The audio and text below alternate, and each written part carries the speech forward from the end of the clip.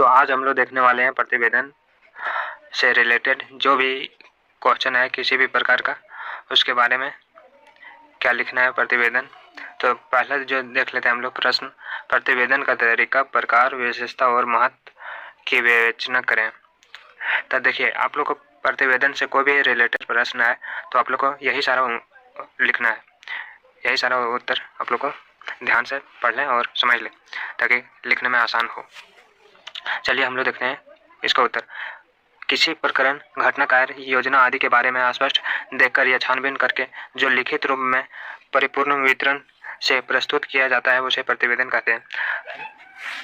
यानी कि किसी भी प्रकरण, घटना या तो कार्य योजना के बारे में देखकर या तो फिर छानबीन करके जो लिखित रूप में परिपूर्ण विवरण किया जाता है उसे ही प्रतिवेदन कहते हैं।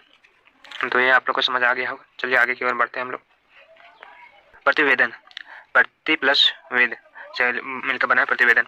शब्द से जुड़ने से बना है, ये दो शब्दों से जुड़ के बना है, जिसका अर्थ है समस्त अथवा पूरी जानकारी रखना। प्रतिवेदन में विशेष कार्य की जानकारी तो दी जाती है, साथ ही विभिन्न सुझाव और साथ ही संतुष्टि भी दी जाती है। इसमें सुझाव और संतुष्टि भी दी जाती है।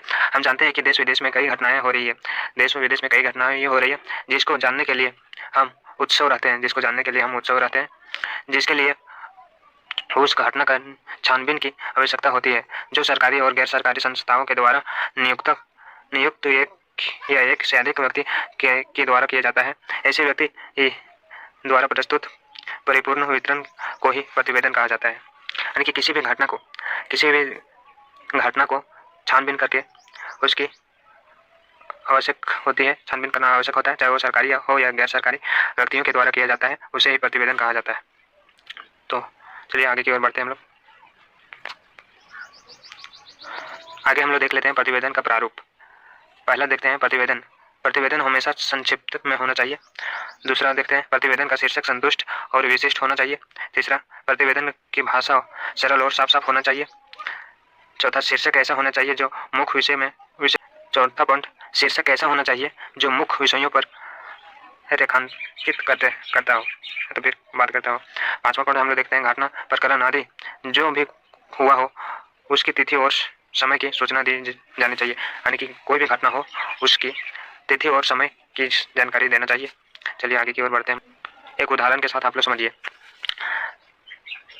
किसी स्टूडेंट ने लिखा, मैं सुबह 6 बजे उठा, सारे काम करके 7 बजा मैं बैठा, अचानक से सिर घूमने लगा, दर्द हुआ तो बिस्तर पर लेट गया और आंखें बंद कर ली तो नींद आ गई। 1 घंटे बाद जगह पर दर्द फिर भी था। डॉक्टर के पास गया और दवा लेकर घर लौटा।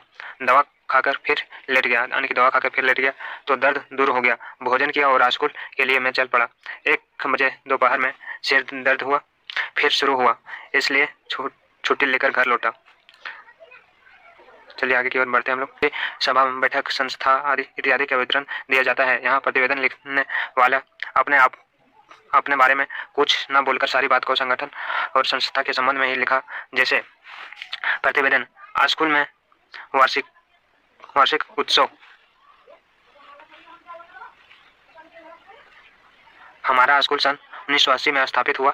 शुरुआत में जहाँ 4 शिक्षक और 40 छात्र थे, वहीं आज शिक्षक की संख्या 25 और छात्रों की संख्या 800 तक पहुंच गई। यहाँ शिक्षक को समय पर वेतन मिलता है। सभी बड़ी निष्ठा से काम करते हैं, सभी शिक्षक बड़ी निष्ठा से काम करते हैं।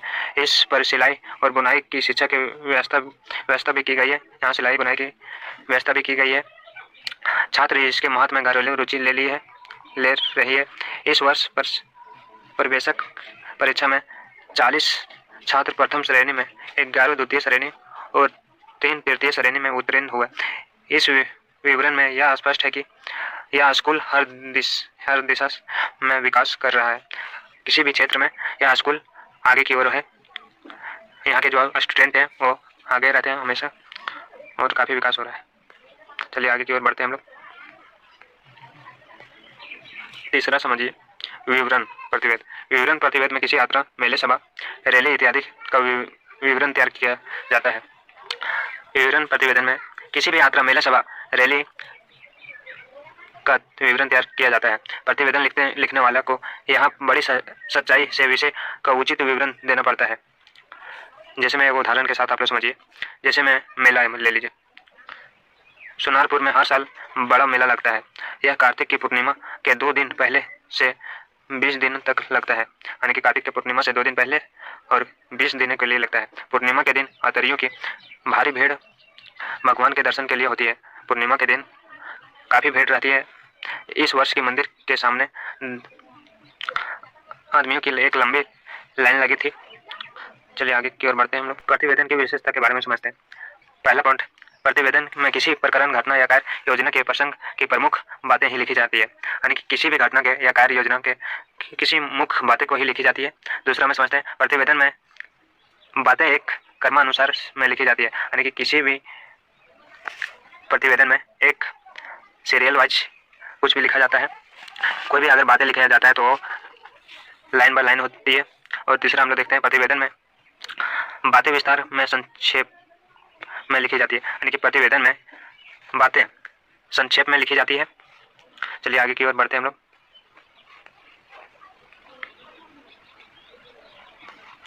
चौथा पॉइंट है, उनको समझने में दिक्कत ना हो, उनका एक ही अर्थ और परिणाम होता है। उनको समझने में कोई दिक्कत ना हो, उनका अर्थ और परिणाम एक ही होता है तथा स्पष्ट एक अच्छे प्रतिवेदन की विशेषता होती है पांचवा पॉइंट, प्रतिवेदन में लेखक या प्रतिवेदन लिखने वाले प्रतिक्रिया व्यक्त नहीं की जाती तथा इसमें कोई ऐसी बात नहीं कही जा सकती जिसे प्रतिवेदन का उद्देश्य बीते हुए समय के विशेष प्रत्यक्ष विज्ञान का संक्षेपित एक करना है, ताकि वह आगे किसी तरह से भूल या दुविधा ना हो पाए प्रतिवेदन में उसी सत्य की चर्चा रहती है जिसका अच्छा या बुरा अनुभव हुआ है। प्रतिवेदन में उसी सत्य की चर्चा होती है जिसका अच्छी बात या बुरा बात होता है। प्रतिवेदन का दूसरा लक्ष्य भूतकाल को वर्तमान से जोड़ना भी है। प्रतिवेदन का दूसरा लक्ष्य है भूतकाल को वर्तमान से जोड़ना भी है।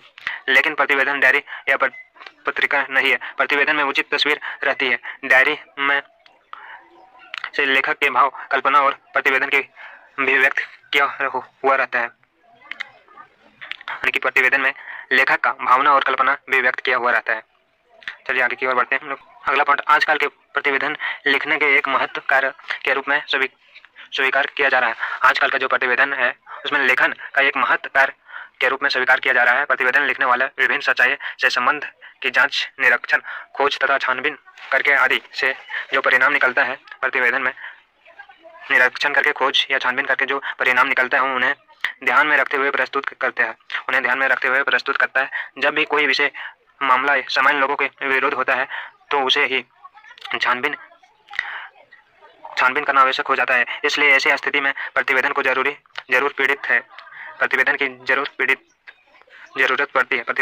जरूरत पड़ती है। सरकारी या गैर सरकारी कार्यालयों को और संस्थाओं की छोटी बड़ी नियमों का उल्लंघन, घोटाला या विवाद की खोज तथा उनके प्रतिवेदन आदि की आवश्यकता बनी रहती है। यानी प्रतिवेदन में सरकारी हो या गैर सरकारी संस्थाओं में छोटी बड़ी नियमों, उल्लंघन तथा घोटाला, विवाद की जांच होती रहती है। उन्हीं को प्रतिवेदन कहते हैं। तो आज का क्लास यहीं तक है। तो जितने भी न्यू स्टूडेंट अगर हमारे चैनल पर पहली बार आए तो चैनल को सब्सक्राइब कर लें और बेल आइकन को जरूर दबाएं। तो मिलते हैं नेक्स्ट वीडियो में। तब तक जय हिंद, जय भारत।